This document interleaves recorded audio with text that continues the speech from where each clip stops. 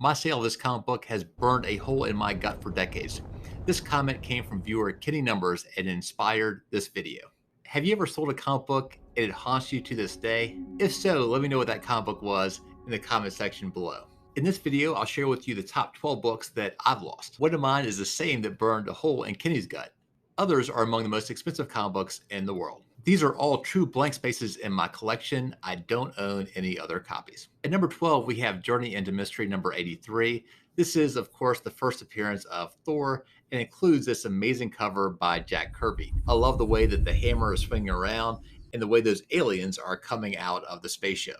At number 11 is another Stan Lee Jack Kirby collaboration. It's Fantastic Four number 1. I sold my 4.5 copy thinking that I would get a better copy later. Of course, that never materialized. Every day I think about that green monster, the Human Torch leaving a trail of flame behind him. This first appearance of the Fantastic Four is so important, the series that kicked off the modern day Marvel Universe. At number 10 was my 7.5 copy of Hulk 181, which is the first full appearance of Wolverine and the most expensive Bronze Age comic book.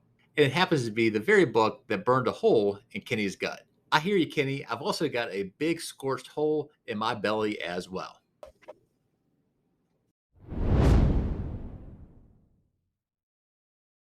Okay, it's time to go inside of the top 10, and all of these books hail from the Golden Age. So these are all books from 1938 through the early 1950s. First up is Captain America Comics number 10 at number 9. I had an 8.0 copy of this book, and what an amazing cover it is by Kirby and Simon. You have this bookkeeper who is taking notes at the Hotel of Horror, and it's the Registry of Death, and it looks like he's drawing in Bucky there. Bucky, of course, is suspended in air, tied up, about ready to be killed. You have all these ghoulish guys with some knives as well as some guns, and you have Cap who's doing everything he can to save Bucky. And sometimes I think, gosh, Cap, wouldn't your life be a little bit easier if you didn't have Bucky tagging along? It seems like you're always trying to save his tail. Let's go from number 9 to number 8, and this is also a well-known superhero. It is Superman. This is Superman Comics number 14. Here you have this uber famous cover, Fred Ray cover, and it features Superman in front of an American shield. He has got an eagle on his arm, and he's also got some tanks in the background. This is considered to be one of the most patriotic covers that has ever been made, and it's my personal favorite Superman comic. My copy was restored. It didn't look so good. It was very clear to me it had been restored, so I sold it, but I still wish that I had a copy. Now we're going to go a little bit more obscure. At number 7, we have True Crime Comics number 3. I absolutely love this cover. It looks like you have some criminal who betrayed his own mob. And as he's trying to run away, they send a goon who must be the best marksman in all the mob because he's able to shoot R-A-T, through the chest of the person who betrayed them.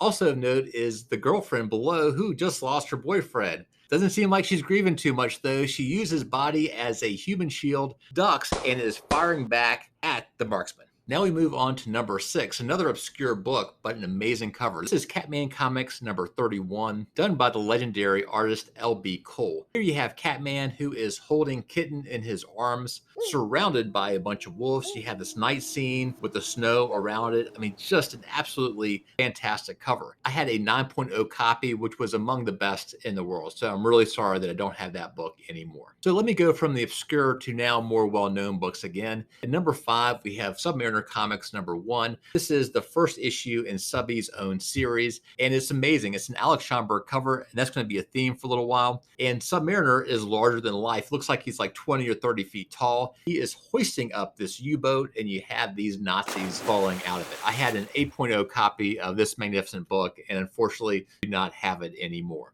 And by the way, if you are a big fan of the Submariner, please consider subscribing. So let me go from number 5 to number 4, which is All Select Comics number 1. It does feature Subby again, and he's joined by his friends, Captain America and the Human Torch. Of course, these are the Golden Age versions of both of these characters, and they are once again fighting the Nazis in the middle of World War II. And I love this cover. I think it's one of the best in all of World War II. And again, these characters are larger than life. I mean, very imposing, and they are fighting these Nazis who are in this stronghold of a castle. If I had to put my money on one side or the others, I'm going to go with the big three. They seem so strong. I don't think the Nazis have a chance. So let me move to number 3, and this is the last Alex Schomburg cover that I'll be talking about. It's Terrific Comics number 5. This cover is so action-packed. The first thing you notice is likely the damsel in distress. She's being held up by chains but being lowered down into a spiked wheel of death. If you look around her, you see a lot of evil dudes, including the guy with the white hood. He seems like he's likely the leader. You have a bunch of other goons who are firing guns. You also have this like red devil looking dude at the bottom. He's the guy who's controlling the spiked wheel. If you look up onto the balcony, you see the hero. He's got just an ordinary pistol and he's firing back. Let me tell you, he is one heck of a shot. Check out where that bullet goes. It hits the red devil dude in the mouth, and you can see the tooth just fly out. It looks exceptionally painful, but that evil guy probably had it coming. Also of note, check out the sidekick. He's up there with not a bazooka, not a big machine gun, but a wrench. The boy sidekick has a wrench. Don't ever bring a wrench to like machine gun fight. I don't think your odds are too good. At the same time, this is what makes these covers by Alex Schomburg so amazing. It seems like there's no way that the hero will ever prevail against these odds. Okay, now we're to the final two, and these are huge books. Number 2, in fact, is often considered to be the third most valuable comic book in all the hobby. I'm talking about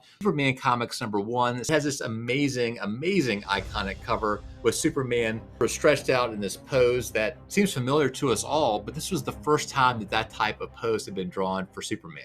This book came out in 1939. Action Comics number 1, the first appearance of Superman, came out in 1938. So this is a really old book. This book has gotten really, really expensive. Unrestored in mid-grade or higher, this book will cost at least $1 million.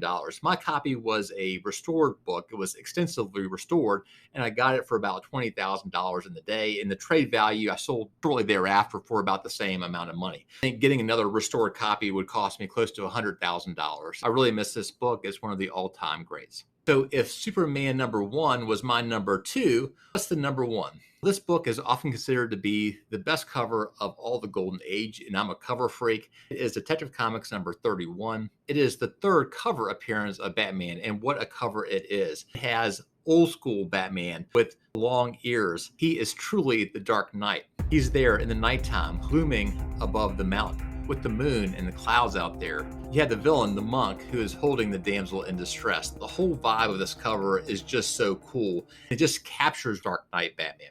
And you might be thinking, Keston, why in the heck would you sell that book? Well, I sold that book in order to get this one. So check that video out. Thanks so much for watching, and hope to see you around real soon.